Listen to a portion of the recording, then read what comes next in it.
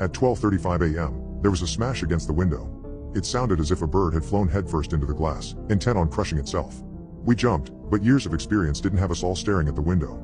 Instead, Pippa went over within our line of sight and opened the curtains. A cracked window, but no bird. In the distance, we could see something moving, but it wasn't possible to figure out without closer inspection. And that wasn't possible. The family estate is a private land that borders on a large wooded area. We don't govern that part of the land and instead have large fences around the property that shows where our ownership begins. So why would anyone be willingly out there? It's weird, right? I chuckled, looking at my grandpa and expecting a nervous laugh back. Instead, he shook in his chair and kept his gaze on me, sweat pouring down his nose and his skin growing sallow. It's just like last time, with Christina. He breathed. We tried to cheat the system and we're still paying for it. Cheat the system? What the hell was he talking about?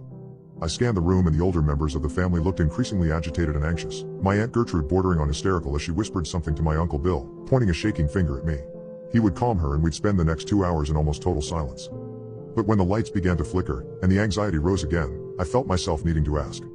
"What's going on, Grandpa?" I breathed, the tension spreading through the group like a disease. He shifted uncomfortably, and my concern only grew. "If you don't tell me right now, I'll walk out of this building and that'll be the end of the tradition." He immediately leapt out of his seat, eyes wide and wild. "No, absolutely not. We do not need any more suffering and death in this family." The room grew cold and my blood along with it. "Death? Mom died?" The sheer pain of those words leaving my body like the very air was being pulled from my lungs by force. He sank back into his chair, defeated. "The contract never originally stipulated we all must gather together. The trick set out was to do it on a day that would keep at least one of us apart.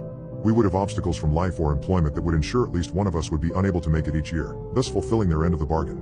So, we decided to make it a mandatory rite of passage for the family, your mothers and your birthdays, becoming the luckiest break we received. For so long, we were able to maintain peace and tranquility." His lip quivered, and the lights flickered again, but all debts must be repaid.